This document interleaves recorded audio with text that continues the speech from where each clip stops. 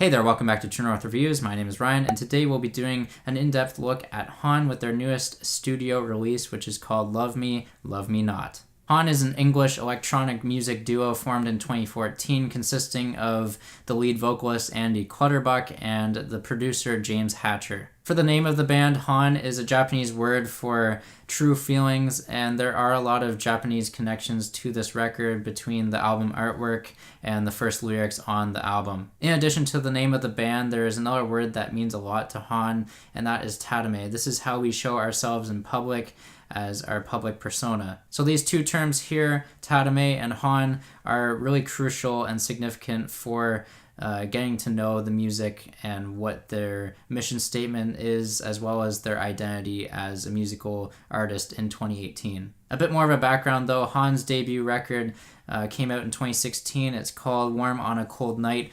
This is a steamy, slow jam kind of record that set the tone for finding romantic love. Cuts like the title track and Good Together were notable for this genuine love song feel and surrendering to this powerful force of emotions for another person. And building from their foundation, Honne have expanded upon their instrumentation and influence from multiple genres, including sophisti-pop, which incorporates elements of jazz, soul, and pop with keyboards, synthesizers, and a polished arrangement of horns. This record also dabbles with contemporary R&B, which has a distinctive production style with the drum machine-backed rhythms, pitch-corrected vocals, and the occasional saxophone-laced beat to give a smooth, lush, jazzy feel to complement the mix. Last but not least, this new record from Honne has a bit of a trap influence too, with the hi-hats on the songs Sometimes I Might and Forget Me Not. Oh yeah, and also there's a slight influence from Tom Misch on this one as he appears on the single Me and You.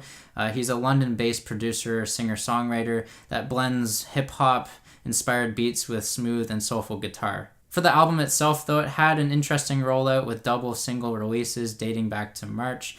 One song typically always being positive about love, and the other one longing for this lost affection that has gone by the wayside.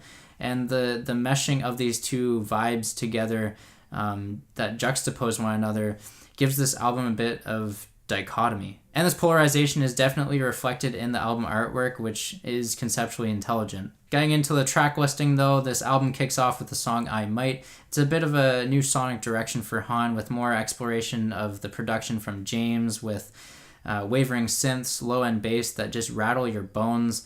It also has this trap-inspired hi-hat, and all these elements come together for a solid intro track that actually melds well with Andy's vocal performance. Another song, Day One, has slick muted pianos, hand claps, and a crooner-like chorus with a fuzzy bass line. It's one of my favorites on the album.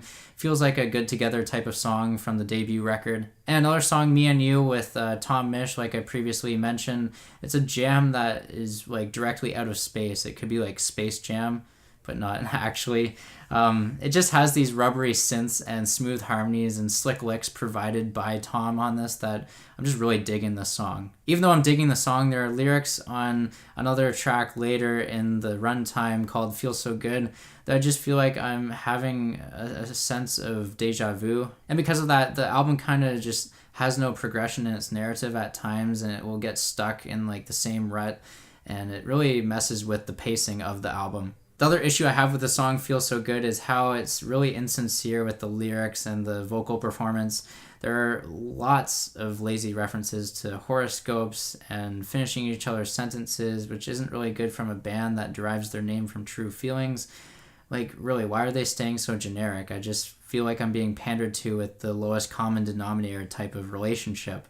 We get another song called I Got You on this project, which sees Honne team up with a Drake collaborator, Nana Rogues.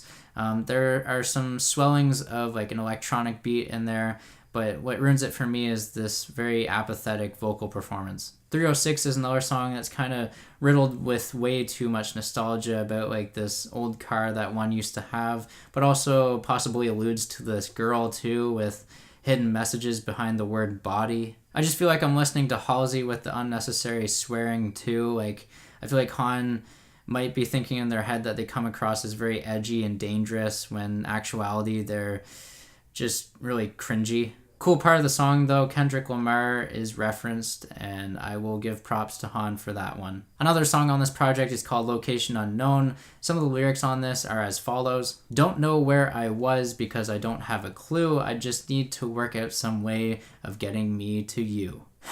This guy is messed. Like, he doesn't even know where or who he is, but he's just way too dependent on this woman here. The chorus is really mediocre. I feel like it's just written to connect with this bigger audience, and I feel like I'm being pandered to again, like the song feels so good. And then we get a typical 2018 breakup song, which is called Crying Over You, but unlike Dua Lipa's New Rules, this one from Honne just lacks all personality or flair for creativity. Production-wise, the song is a force while throwing some different sounds around in the left and right channels, building some crescendos with seamless timing. It's one of my favorites except for the drab lyrics. Shrink is a song on this record that has a bit more expansive instrumentation in the chorus, some cowbell and horns, a bit more tripped out with some watery synthesizers. The descending chord progression in the bridge is super heavy and sludgy because of the guitar. It's the first time on the record that I felt like I was being tricked, but in a good way because it switches up the predictable tendencies of the lyrics and the sound. As a whole, Shrink is definitely a great song for the production and the instruments being used for the catchy melodies and harmonies. However, it's the lyrics that fail to enhance this track to the next level in quality. It's just deja vu all over again. A couple more songs I just want to go back and sometimes deal with typical relationship quarrels, like this guy wanting to forget about the mistakes in the present and just go back in time because the relationship is over.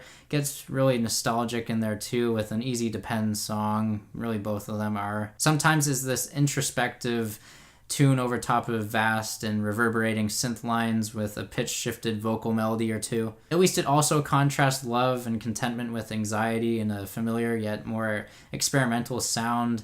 The record as a whole seems like it's a step in a bolder and more ambitious direction, so I'll give it credit for that. And then the closing track, Forget Me Not, wraps up this album with a bit of a clouded conclusion. This album really mashes together its concepts of finding and falling out of love with heavily generic and all-encompassing questions of whether or not love exists with someone. Like, great, I could have just watched Shrek for this exact same message. Altogether, Honne's second studio effort is a bit of a letdown lyrically, with the overused statements of love towing that line. However, a sophomore slump is closely avoided with the production from James Hatcher, breathing some life into the songs that would be extremely boring without the new bells and whistles. So if I weigh the risk taken in the production department more than the lyrics, I feel like this album is a step in the right direction for Honne, and I applaud their effort to step out of their comfort zone. They play around in the studio a bit more while cutting down on the repetitive lyrics from the predecessor, but I'm just really hoping to see a more original lyrical topic